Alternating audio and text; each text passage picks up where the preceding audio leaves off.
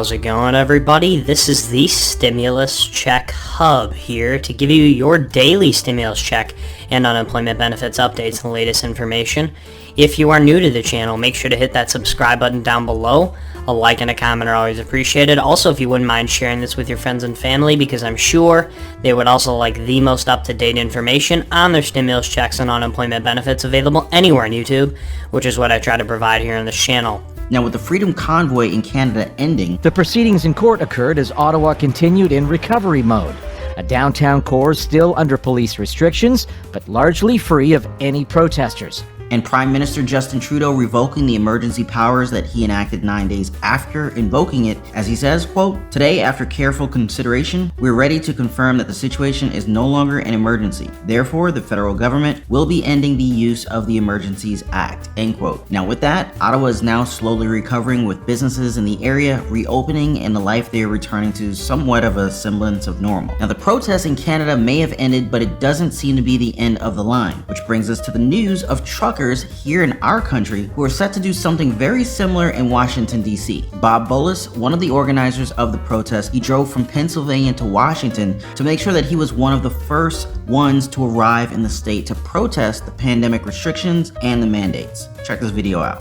We're gonna go around the Beltway and choke them like a big boa constrictor. Quote, "We're going to go around the Beltway and choke them like a big boa constrictor," end quote. I can't make this stuff up, guys, seriously. I'm not sure if you guys have seen what a boa constrictor actually does to kill its prey, but it's not a pretty sight. We as Americans have no more rights. We're higher gas prices, mandates, whether we should have a vaccine or wear a mask. These topics have been extremely polarizing, not just for truckers, but for everyday common Americans, with two sides to the coin. Some preferring the stricter, much more controlled way of life, and those who prefer to remove restrictions in order to live as they please. We're gonna have trucks all around the whole Beltway. A lane will be open for emergency vehicles. And it's not just Bob who's gonna be here. In California, more than 24 18-wheeler trucks, together with 50 pickups and recreational vehicles, have begun their more than a week-long journey to the Beltway. Ron Coleman, a trucker who will be coming all the way from Reno, Nevada, which is about 2,500 miles from Washington, he says the trip will be worth it. Quote, "This is for our freedoms, our human rights. Enough is enough," end quote. Now, all of this has prompted the Pentagon to move National Guard deployments ahead of the truckers' arrival. Hundreds of unarmed National Guard troops have been approved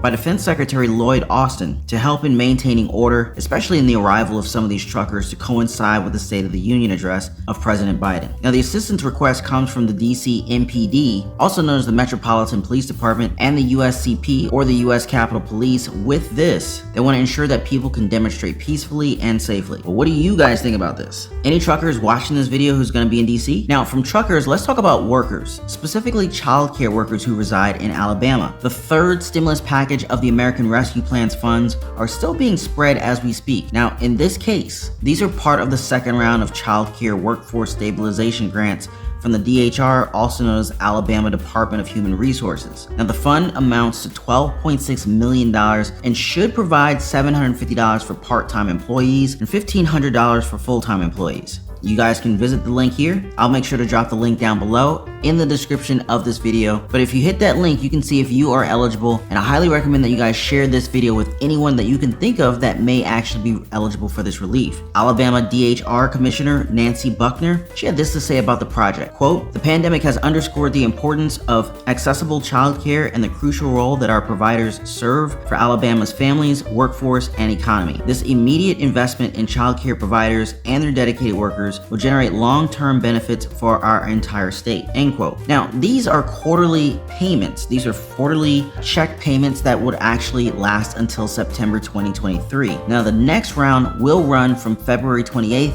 until March 18th. Now, for our next headline, I'd like to ask you guys something. And be honest with me when you say this. We're all adults here, right? When was the last time you got wasted? I mean, like really drunk. We're talking about regretting your entire night kind of drunk, where you scream at middle school age girls at a slumber party that you were too old to join to begin with. Too specific? Well, not in the case of Abby Broyles, age 32, who's also a House candidate of Oklahoma, as this was exactly what she did. It was a weekend sleepover for girls, and as it was labeled as a sleepover, the girls were around around 12 or 13 years old. Now, Broyles was supposedly invited to the slumber party by a good old friend from law school who was the mother of one of the girls. In her drunken state, Broyles used profanity around the young girls, even commenting on one's acne, another on her Hispanic ethnicity, at least according to the parents and at least one of the girls who were there. One of the parents took to Twitter and called out Broyles. Quote, Abby Broyles, since it's been 5 days and you have neglected to reach out to any of the young ladies, 12 and 13-year-olds, including my daughter, you verbally, emotionally abused last weekend. I thought I would give you a chance to apologize at a minimum here, end quote. Quote, for someone who pontificates to be undyingly pro-woman, I am disgusted by your behavior and find it appalling that you couldn't understand why parents are so angry. Your vile, cruel, and bigoted behavior should not be excused or swept under the rug. Not only did you scare and traumatize these beautiful girls with your words, you ruined a pair of their shoes with your vomit, which she saved up to buy with her own money. Considering how much you brag about how rich and successful you are to these children, surely you can afford to replace her shoes. End quote. Not the best image for someone who's running for political office. Abby Broyles, a Democrat, talks about what happened from her perspective. She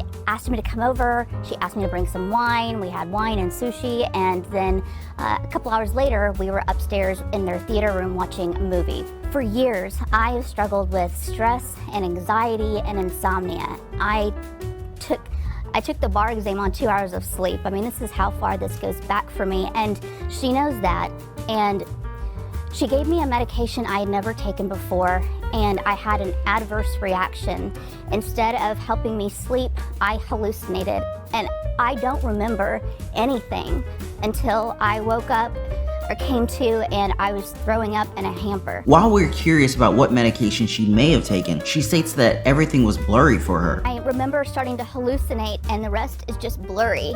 I just remember opening my eyes and I had gotten sick in this hamper and I didn't know where I was. It was the most awful experience that I've had. I want to say sorry from the bottom of my heart. I apologize for any hurt or damage or trauma that my behavior when I didn't know what I was doing caused. I'm deeply sorry. She asked me to come over, she asked me to bring some wine, we had wine and sushi, and then a couple hours later we were upstairs in their theater room watching a movie. For years, I have struggled with stress and anxiety and insomnia. I took the bar exam on 2 hours of sleep. I mean, this is how far this goes back for me, and she knows that.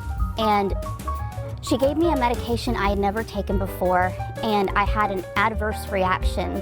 Instead of helping me sleep, I hallucinated, and I don't remember anything until I woke up or came to and I was throwing up in a hamper. While we're curious about what medication she may have taken, she states that everything was blurry for her. I remember starting to hallucinate and the rest is just blurry. Well, I hope you guys enjoyed this video. Make sure to hit that subscribe button down below. A like and a comment are always appreciated. Also, if you wouldn't mind sharing this with your friends and family, because I'm sure they would also like the most up-to-date information on their stimulus checks and unemployment benefits available anywhere on YouTube. Have a good one.